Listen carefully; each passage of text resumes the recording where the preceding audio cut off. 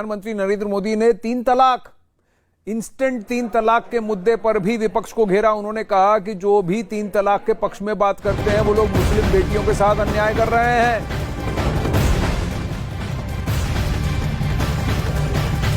तो प्रधानमंत्री नरेंद्र मोदी का फिर से बयान कि जो भी इंस्टेंट 3 तलाक इस पर उसके पक्ष में बात कर रहे हैं वो मुस्लिम बेटियों के साथ अन्याय कर रहे हैं।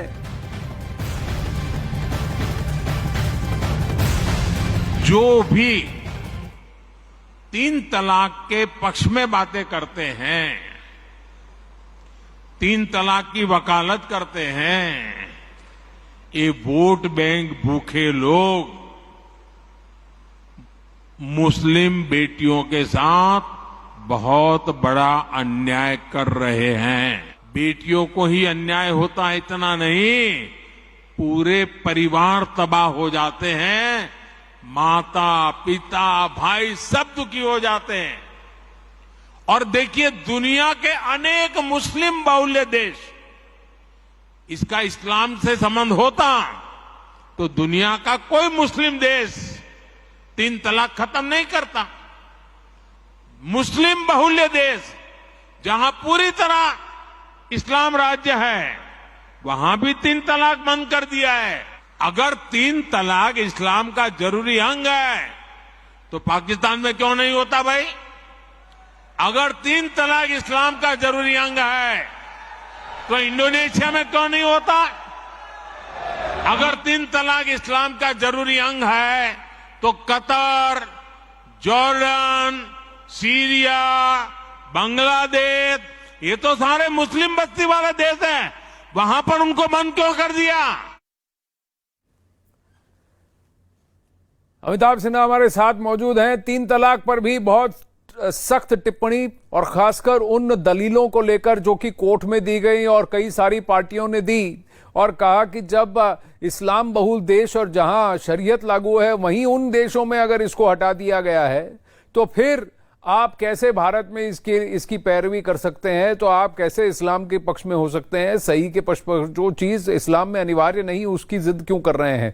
तो वोट बैंक पॉलिटिक्स को पूरी तरह से कॉल आउट करने की कोशिश की है, लेकिन क्या देश में इस वक्त ऐसा माहौल है? और प्रधानमंत्री जी का इजिप्ट दौरा, सऊदी अरेबिया यूएई से दोस्ती सहमति, क्या इस तरफ इशारा कर रहे हैं कि इंटरनेशनली भी प्रधानमंत्री नरेंद्र मोदी को यूसीसी के इंप्लीमेंटेशन में खासकर मुस्लिम बहुल देशों से सपोर्ट मिलेगा? देखिए, जब ओबामा रिलीजियस माइनॉरिटीज़ की बात करते हैं भारत की, उनको अपने देश में समर्थन नहीं मिलता है। और राष्ट्रपति बाइडेन तक काफ़ी न्यूट्रल स्टैंड अपनाए रखते हैं भारत को लेकर कि भारत के डीएनए में लोकतंत्र है। दूसरी बात, अगर वहाँ के जॉनी मूर की भी आपने काफ़ी स्टेटमेंट देखा, जो वहाँ के रिलीजियस राइट्स के फॉर्मर कमिश्नर रह चुके हैं, उन्होंने भी ओबामा को काफ़ी खरी खरी सुनाई है। तीसरी बात, हर चुनाव के पहले 2019 के पहले शाहीन बाग पर घिरा पड़ा था और ऐसा नैरेटिव बन रहा था जैसे रिलीजियस माइनॉरिटी के खिलाफ भारत सरकार बहुत कुछ कर रही है। उनको धरने से हटाने की कोशिश तो कभी नहीं की सरकार ने, कोर्ट ने हटाया उनको। अब वही वैसा ही हाल कुछ अभी इस माहौल में हो रहा है जब विपक्षी एकता की बात हो रही है। पिछले बार बंगाल में आपको याद होगा, ममता बनर्जी उसके और चंद्रबाबू नायडू हैदराबाद में लगे थे 25-30 नेताओं का हाथ पकड़ के बड़ी बड़ी रैलियां करने में। इस बार नीतीश जी के अंदर प्रधानमंत्री बनने का कीड़ा बुला रहा है। तो मुझे लगता है ये सारी की सारी अपीजमेंट पॉलिटिक्स वाली राजनीति करने की तरफ जो बढ़ रहे हैं, मुझे लगता है उसकी एक बहुत बड़ी काट है ये कि अब बीजेपी अपने एजेंडे पर आगे बढ़ रही है। 2 एजेंडा संघ का पूरा हो चुका है, तीसरा जो समान आचार संहिता का है आनंद, वो इस बार पूरा करने की तैयारी है। तो मुझे नहीं लगता अब ज्यादा कुछ कहने की बात है प्रधानमंत्री के कहने के बाद। तो इसको कैसे किया जाएगा, लागू कैसे किया जाएगा? विपक्ष की तरफ से किस तरीके की प्रतिक्रिया सामने निकल कर आती है, ये देखने वाली बात है। लेकिन प्रधानमंत्री ने सीधा मुस्लिम समुदाय को ही चुनौती दी है, कहा है कि आप जागिए, आप समझिए कि कौन आपके हित की बात कर रहा है और कौन नहीं कर रहा है। देश में आज अलग अलग जगह सिविल कॉन्ट्रैक्ट्स को लेकर अलग अलग बखेड़े क्रिएट हो रहे हैं। हर कोर्ट यही कहता है कि एक समान आचार संहिता लाइए ताकि हम ऐसे डिस्प्यूट्स का निर्वाह कर सकें। लाखों केसेस ऐसे ही पेंडिंग हैं जो या तो जन्म, मृत्यु, इनहेरिटेंस से लेकर है कि किसको कितनी जायदाद मिलेगी, तो वो इनहेरिटेंस की बात आती है, तलाक यानी डिवोर्स पर आती है, और मैरिज पर आती है। ये 5 मुद्दे हैं जो कि खासकर इन सिविल कॉन्ट्रैक्ट्स में इनको समान आचार संहिता कवर करेगा। आनंद, कई राज्यों ने समान आचार संहिता, उनको बीजेपी ने हेडक्वार्टर से कहा गया है सरकार की तरफ से कि आप अपने अपने राज्यों में करो। चुनाव में भी उन लोगों ने कहा है, कई बीजेपी शासित राज्यों में ये वायदा किया गया और उसमें कार्रवाई शुरू भी कर दी गई है कॉमन सिविल कोड के ऊपर। तो मुझे लगता है कि इस दिशा में काफ़ी कुछ काम कर चुकी है सरकार। अगर ट्रिपल तलाक हटा है तो ये समाज आचार संहिता का ही हिस्सा है। तो ये कई ऐसे कानून सरकार बना चुकी है जहां पे मुस्लिम समुदाय को भी इस दायरे में समान, जो देश के कानून, एक कानून के भीतर दायरे में लाने की कोशिश की गई है और उसमें काफ़ी हद तक सफल भी हुए हैं। मुस्लिम समाज भी काफ़ी बटा हुआ है। अगर वहां भी अगर काफ़ी एक तबका काफ़ी आगे एडवांस कर चुका है, दूसरा तबका जिसे पसमानदा कहते हैं वो पिछड़ चुका है। उस पसमानदा को सीधा संदेश देने की कोशिश हो रही है कि उनके साथ भी नाइंसाफी हो रही है। तो मुस्लिम समाज को ये बताना कि उनके साथ नाइंसाफी हो रही है, ये भी बहुत बड़ी बात होती है बीजेपी की तरफ से। और दूसरी बात, समान आचार संहिता लागू करके सबको बराबरी का हक देने की बात हो रही है। तो ये भी मुस्लिम में जो पिछड़ गया है, विकास की राह में पिछड़ गई हैं जातियां मुस्लिम समाज में, उनको भी संदेश दिया जा रहा है। संविधान में समान अधिकार की बात हुई है तो इसको अपहोल्ड करने की आवश्यकता है, ये एक बात। तो पर्सनल लॉ यानी कॉमन सिविल कोड पर प्रधानमंत्री की बहुत बड़ी टिप्पणी। दूसरी तरफ उन्होंने विपक्ष को भ्रष्टाचार के मुद्दे पर भी आड़े हाथों लिया है। देखिए, आरजेडी हजारों करोड़ के घोटाले का आरोप है। चारा घोटाला, अलकतरा घोटाला, पशुपालन शेड घोटाला, बाढ़ राहत घोटाला।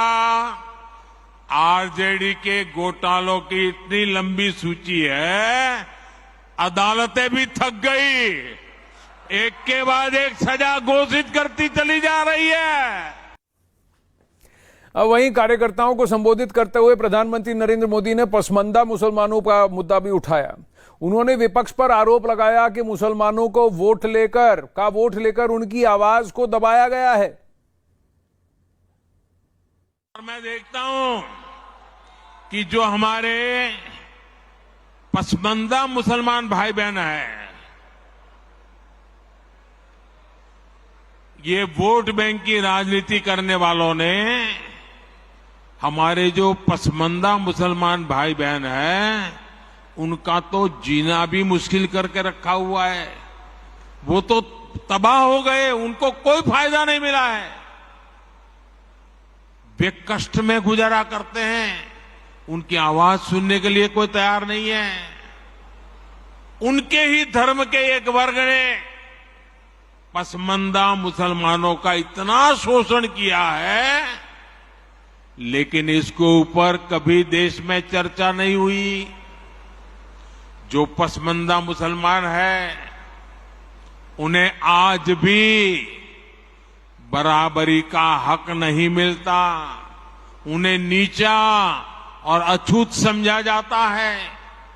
इसी समाज में मैं मुसलमान समाज की बात कर रहा हूं। मुसलमान भाइयों में जो हमारे पसमंदा भाई बहन हैं, जो पिछड़े हुए हैं, मैं उनकी बात करता हूं। बीजेपी के कार्यकर्ता जब इन तथ्यों और तर्कों के साथ मुसलमान भाई बहनों के पास जाएंगे तो उन्हें ज्यादा बेहतर तरीके से समझाएंगे और उनका भ्रम भी दूर होगा।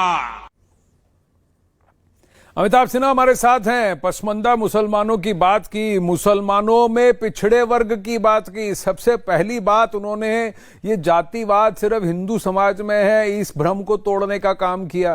दूसरा, उन्होंने हाईलाइट किया कि मुस्लिम समुदाय के एक वर्ग ने मुस्लिम समुदाय के दूसरे वर्ग का शोषण किया है खुलेआम।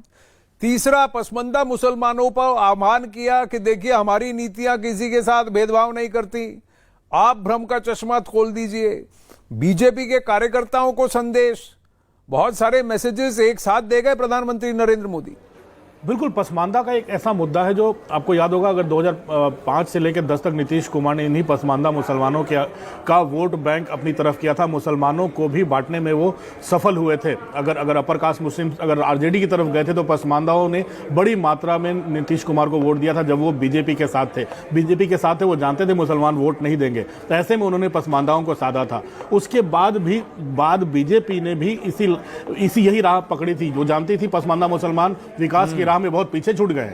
उत्तर प्रदेश में कई जिले ऐसे हैं जहां मुसलमानों तक शिक्षा तक नहीं पहुंची है, बढ़िया स्कूल तक नहीं पहुंचे हैं। तो अगर शिक्षा ही नहीं पहुंच रही है तो बाकी विकास की चीजें कहां तक पहुंचेगी? सड़कें नहीं पहुंच पा रही उनकी गलियों में, अब गैस का सिलेंडर जा रहा है, उनके घरों में बल्ब जा रहे हैं। तो मुझे लगता है क्रीमी लेयर मुस्लिम समुदाय में भी एक्सपोज कर रहे हैं प्रधानमंत्री नरेंद्र मोदी, और फिर उनको आह्वान दे रहे हैं जिनको अब तक सारी बेनिफिट से वंचित रखा गया है। अखाड़ा में लेंगे एक छोटा सा ब्रेक।